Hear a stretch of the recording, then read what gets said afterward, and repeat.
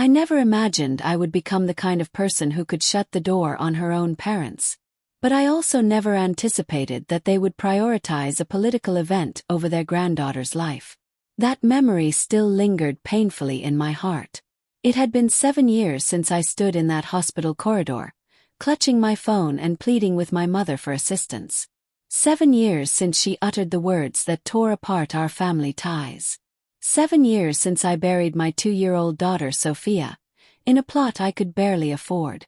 Now, at 27, I was living in a modest apartment in Austin, Texas, filled with the scent of coffee and old books. On that unusually chilly February morning, I wrapped my cardigan tighter as I sat at the kitchen table, staring at the financial reports before me.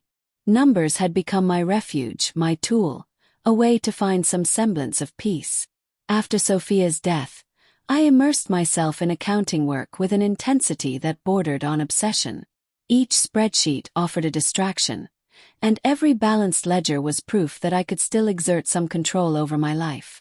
My phone buzzed with a text from my former college roommate, Jessica, informing me she had seen my parents at the country club and that they mentioned me, saying I was doing well. I set my phone down without replying. Jessica meant well, but she couldn't comprehend my situation. How could anyone? Most people would struggle to understand parents who refused to save their grandchild's life due to the expense and uncertainty, yet had no issue spending nearly 3 times that amount on a debutante ball for their younger daughter.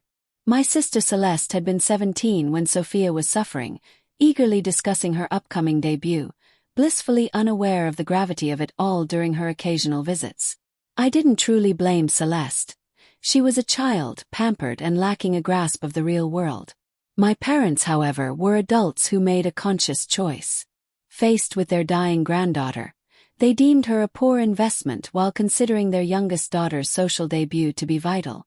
The specialists had clearly stated that Sophia required an experimental treatment not covered by insurance, costing $74,000. Without it, she had mere months left. With it, there was a fighting chance. That was all I had asked for, a chance. I remembered my father's calm, reasoned voice on the other end of the line, explaining their refusal to help. His words were practical and focused on their financial obligations, prioritizing Celeste's debut as an important investment in her future. I recalled how they would soon spend $210,000 on Celeste's debut party 8 months after Sophia passed. I knew that figure well because my mother had complained about the expenses in an email that I received with a sense of disbelief. The breakdown included a country club venue, a custom gown from a New York designer, catering for 300, entertainment, flowers, photography, and crystal party favors. Each line felt like a stab to my heart. I hadn't spoken to my parents since that email arrived. I blocked their numbers, ignored their letters, and rebuffed their attempts to reconnect through mutual friends. They had made their decision, and so had I. As the morning light shifted, casting long shadows in my kitchen, I refocused on the financial reports before me. I worked as a senior accountant for a mid-sized pharmaceutical distribution firm, a position I had worked incredibly hard to achieve.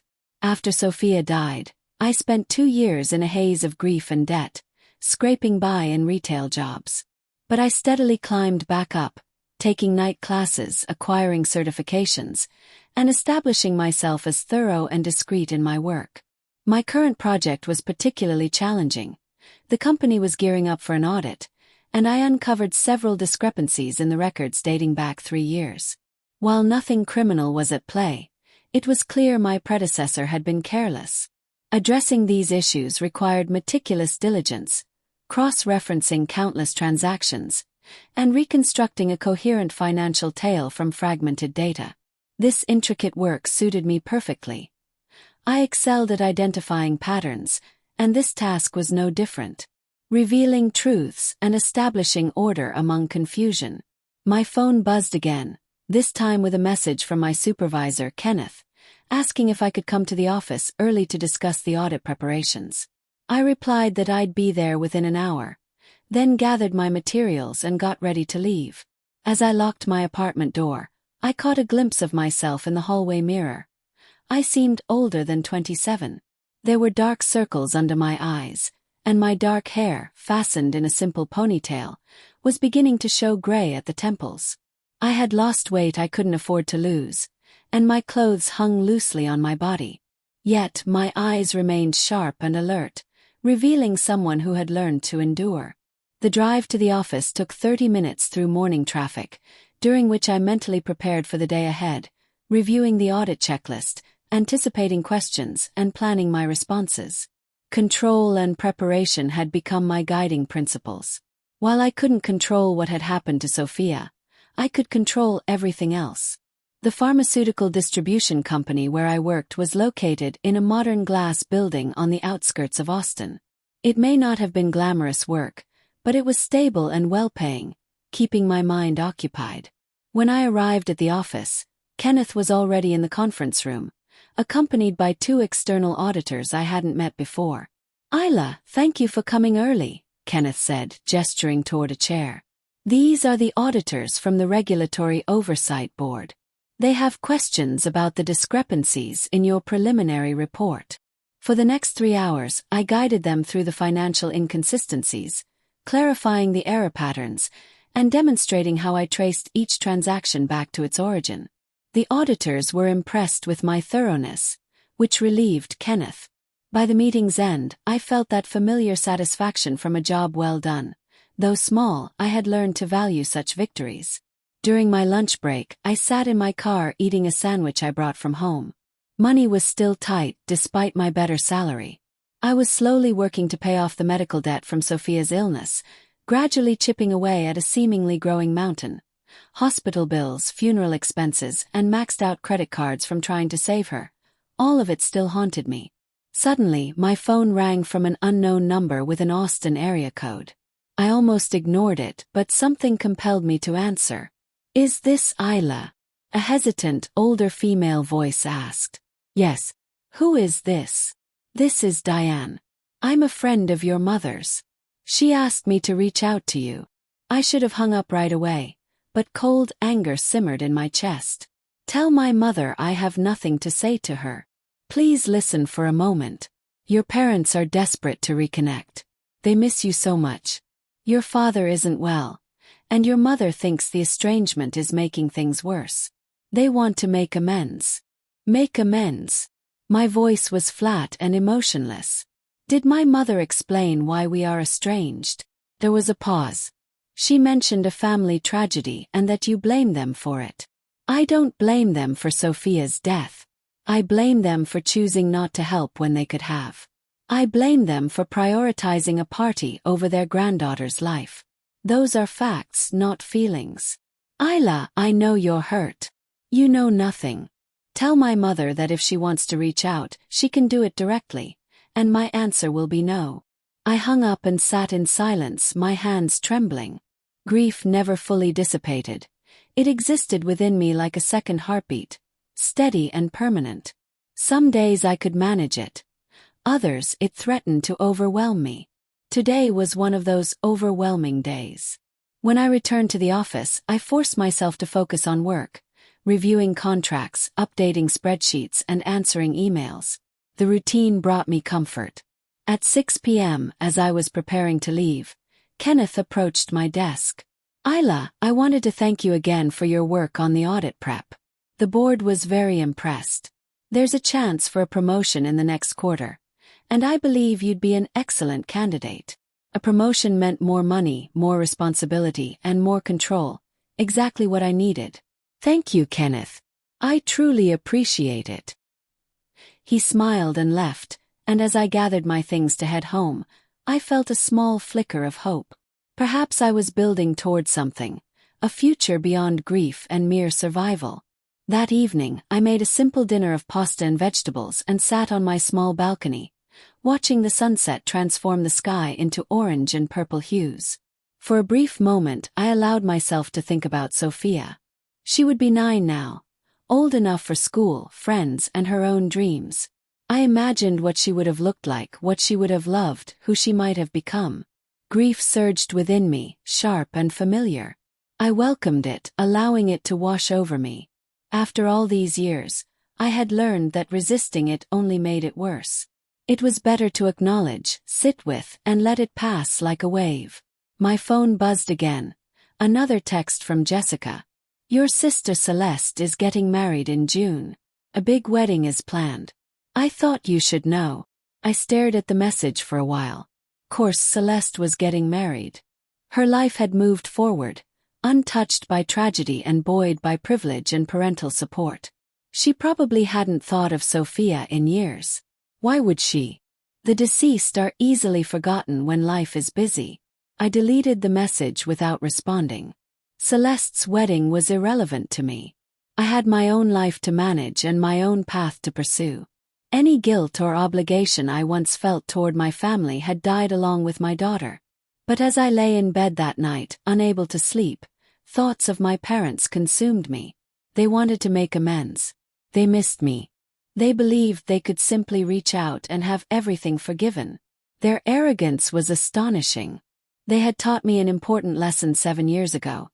Family is defined not by blood but by action. They had shown me exactly what I meant to them, and I had absorbed that lesson deeply. March arrived with an unseasonably warm breeze. Austin bloomed early that year, the city vibrant with wildflowers and the unrelenting optimism of spring. Hardly noticed. My days followed a repetitive pattern. Work, home, sleep. It was a small life, but it was mine, built from nothing. In mid-March, the promotion Kenneth mentioned became official. I was appointed as the senior audit manager, with a salary increase and a small team to oversee. It was a significant advancement, and I committed myself to the new responsibilities with the same intensity one applied to everything else. My team included 3 younger accountants, eager and capable. I trained them rigorously, demanding precision and documentation for every transaction. One afternoon, as I was analyzing a complex pharmaceutical supply chain, my assistant knocked on my office door. There are 2 people here to see you. They don't have an appointment, but they say they are your parents. My blood ran cold. Tell them I'm unavailable. They said they'll wait as long as it takes. I rose to my feet, fury coursing through me. The nerve of showing up at my workplace was staggering. They had no boundaries, no respect, no understanding of the damage they had caused. Tell security to remove them from the building. If they refuse to leave, call the police. My assistant looked uncomfortable but nodded. I sat back down, trying to steady my trembling hands. They couldn't just reappear in my life and expect access. They had relinquished that right. They opted for Celeste's party instead of Sophia's life. And now they had to face the aftermath. 20 minutes later, my assistant came back with an envelope from my mother. I took it without saying a word and put it aside, choosing not to open it that day or the next. It sat on my desk like a ticking time bomb, contained but perilous. Finally, a week later, my curiosity got the better of me. I opened it during my lunch break, ensuring I was alone. Inside was a long handwritten letter from my mother. Her once elegant handwriting now appeared shaky and frail. Despite my reservations, I started to read. My dearest Isla, I don't know how to start except by saying I'm sorry. Your father and I are sorry. We've carried this burden for 7 years, and it's nearly destroyed us. We think of Sophia every day and regret our choices. We were wrong, selfish, short-sighted, and cruel. We justified our decision as practical, but were actually scared, fearful of vulnerability and losing everything. We made the worst choice, and we lost both you and Sophia. Each day has been haunted by that loss. The letter continued on several pages, expressing their remorse, attempts to cope with their guilt, my father's declining health after a minor stroke, and my mother's severe anxiety that kept her mostly at home. Celeste, now 24, was planning her wedding and wanted me there, though my parents had lied to her about why I hadn't visited, maintaining that I was simply too busy with work. The deceit they engaged in to uphold appearances was as offensive as their original betrayal. The letter ended with a plea. We don't expect forgiveness. We don't deserve it, but we ask you to let us back into your life, however small that might be. We are your parents, we love you, and this separation is unbearable. Please, Isla, give us a chance to prove that we've changed. I read it twice before carefully folding it and putting it back in the envelope. I felt calm and clear-headed. They were regretful and wanted a second chance, but none of it mattered. Their apologies couldn't bring Sophia back, and their remorse didn't undo 7 years of silence. Their guilt didn't settle the medical bills that still haunted me. They sought absolution, but I had none to give them. They had revealed their true selves during my darkest hour, and I believed them. I discarded the letter into the trash and returned to work, feeling nothing. Later that evening I met Jessica for coffee at a nearby cafe. She had persisted in wanting to catch up, and I finally relented to end her incessant texts. Jessica was one of the few connections from my old life who still reached out, though our relationship felt strained. "You look great," she commented. "The promotion must be treating you well." Shrug. "Busy keeping away from my family." She detected an edge in my voice. "If you invited me here to lecture me about my parents, we can stop now." She raised her hands. "I'm not lecturing. I just think life is short and holding on to grudges is tiresome. Your parents made a mistake. A mistake is forgetting someone's birthday. What they did was a choice." I replied. "Fine, a terrible choice. But people can change." I took a long sip of my coffee, contemplating my response. When Sophia was dying, I pleaded for help from everyone I knew. I set up a fundraising campaign that garnered less than $8,000. I sold my possessions. I begged the hospital for payment plans. My parents were aware of my desperation, yet they chose to save money for a party instead. That wasn't a moment of weakness. That revealed their true character. Jessica fell silent for a moment. "Your sister wants you at her wedding." "Celeste can want whatever she likes," I replied. "I won't celebrate with a family that allowed my daughter to die." "She didn't do anything to earn your spite," Jessica said. "No, but she benefited from it." Jessica looked uncomfortable. "That's not fair." "Fair? Nothing about this is fair, but it's honest." We finished our coffee in an awkward silence. As we left, Jessica touched my arm. "I get it, you're angry. You have every right to be. I just hope you find a way to release some of that anger for your own well-being. It's consuming you." I stayed silent. What could I say? The anger was my lifeline, the only thing propelling me forward through grief. Without it, I feared nothing would remain. In April, complications arose unexpectedly. My father suffered a more severe stroke and was hospitalized. I learned this from a distant cousin who assumed I already knew. "Are you going to visit him?" she asked. "Your mother is beside herself." "She has Celeste," I replied. "Celeste is tied up with wedding planning. Your mother specifically asked for you." I felt nothing. No guilt, no concern, no sense of obligation. 7 years prior, as my daughter suffered, my parents had chosen indifference. Now the roles were reversed, and they expected a different standard of compassion. The hypocrisy was overwhelming. "I'm sorry my father is ill, but I can't help," I stated before hanging up.